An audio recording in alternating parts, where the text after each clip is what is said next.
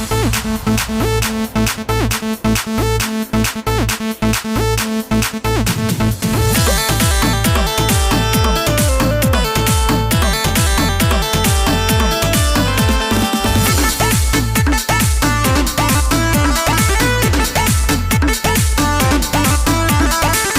बन गोरी हम तुहरा दुकान पे का भाव बट बोलो अपन सामान के।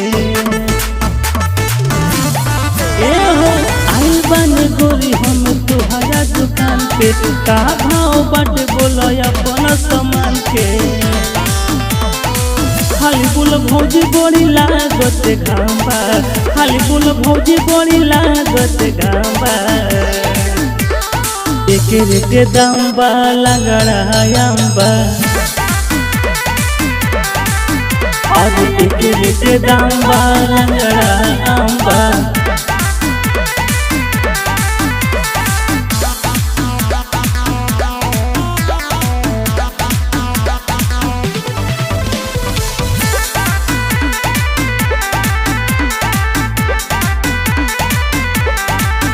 और सुबह सुबह आइटम के बनी ना बिगाड़, अम्मा के रस तुम वैसे न कर।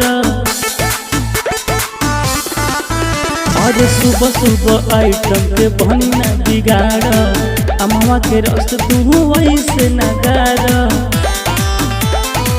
मार्केट में देखो खाली हमारे सनामा, मार्केट में देखो खाली हमारे सनामा। एक रेटे दाम बा लगड़ा अम्बा, और ताजा ताजा दिहल हमारो सकाम्बा।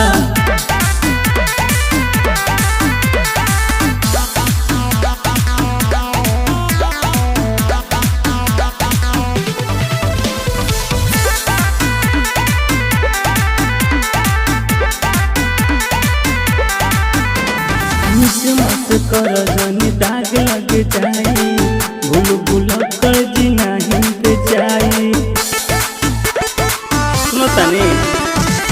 मत कर जनी दाग लग जाई, भूल भूल कर जी नहीं पे जाई। सुबह से आके देखो भोले अभी सांबा, सुबह से आके देखे भोले अभी सांबा। एक रेटे दाम बा लगड़ा अम्बा,